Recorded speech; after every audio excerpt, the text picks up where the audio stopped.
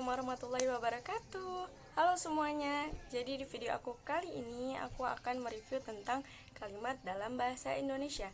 Tapi sebelum itu jangan lupa like, comment, and subscribe. Tanpa berlama-lama lagi, langsung aja check this out.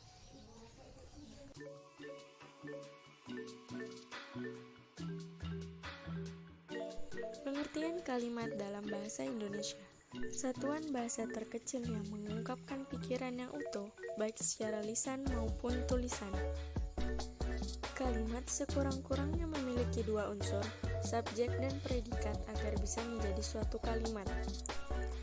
Kalimat diawali dengan huruf kapital dan diakhiri dengan tanda baca titik, tanda tanya, atau tanda seru. Pengertian kalimat menurut para ahli.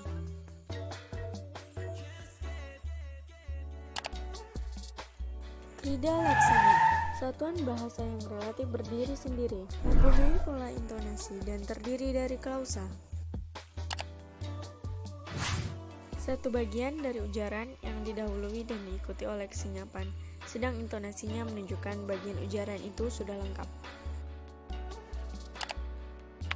Alwi DKK menyatakan bahwa dalam wujud tulisan, kalimat diucapkan dalam suara naik turun dan keras lembut di sela jeda, diakhiri intonasi akhir yang diikuti oleh kesinyapan yang mencegah terjadinya perpaduan, baik asimilasi bunyi maupun proses fonologis lainnya.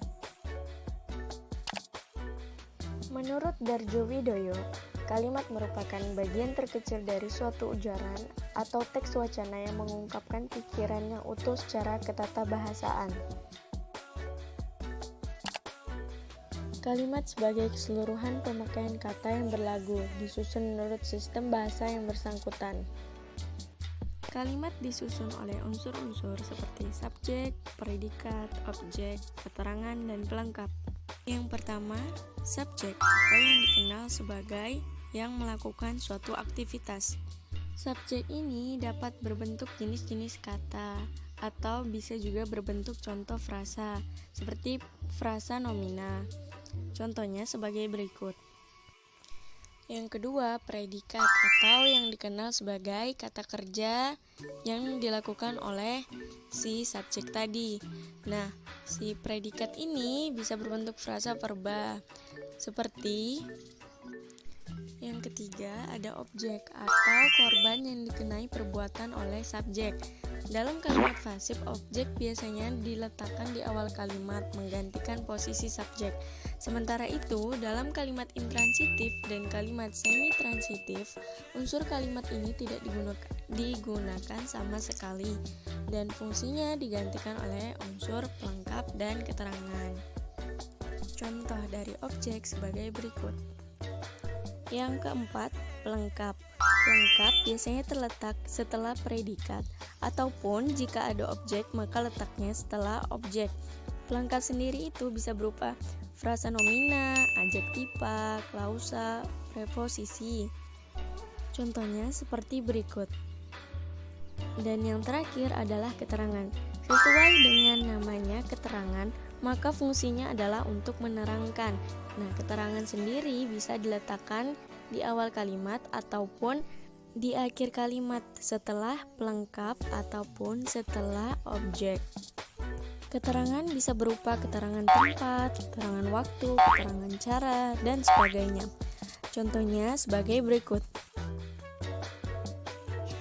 Adapun pola kalimat dasar dalam bahasa Indonesia seperti Nama SP, yang kedua SPO, yang ketiga SPPL, yang empat SPK, yang kelima SPOK, 6 SPOPL, 7 SPPLK, 8 SPOPLK. jenis-jenis kalimat terbagi menjadi dua, yaitu kalimat tunggal dan kalimat majemuk.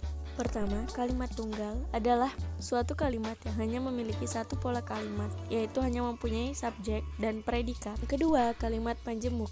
Kalimat majemuk terbagi menjadi 4 jenis, yaitu kalimat majemuk setara, bertingkat, rapatan, dan kalimat majemuk campuran. Kalimat majemuk merupakan suatu kalimat yang terdiri dari dua buah pola kalimat atau lebih.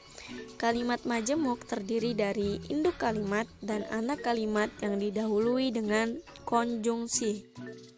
Pertama, kalimat majemuk setara merupakan penggabungan dua buah kalimat tunggal yang kedudukannya sejajar. Contohnya adalah: kedua, kalimat majemuk bertingkat merupakan gabungan dua buah pola kalimat atau lebih yang kedudukannya berbeda. Contohnya seperti berikut.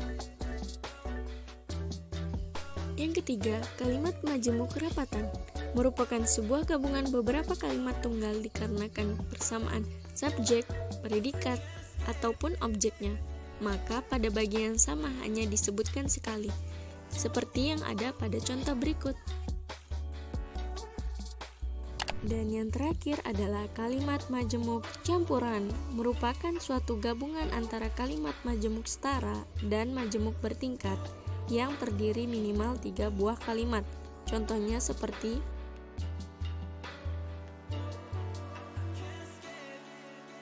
adapun ciri-ciri kalimat seperti berikut.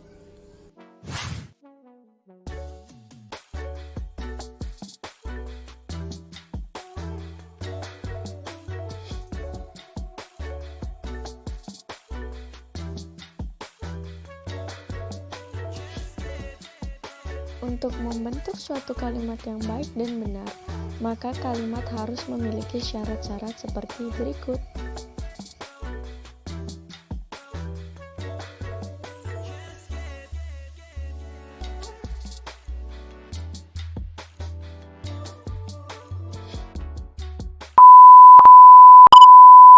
Nah, itu tadi teman-teman video penjelasannya.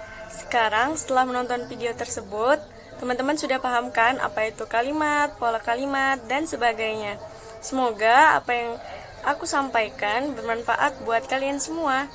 Jangan lupa nantikan videoku yang selanjutnya. See you!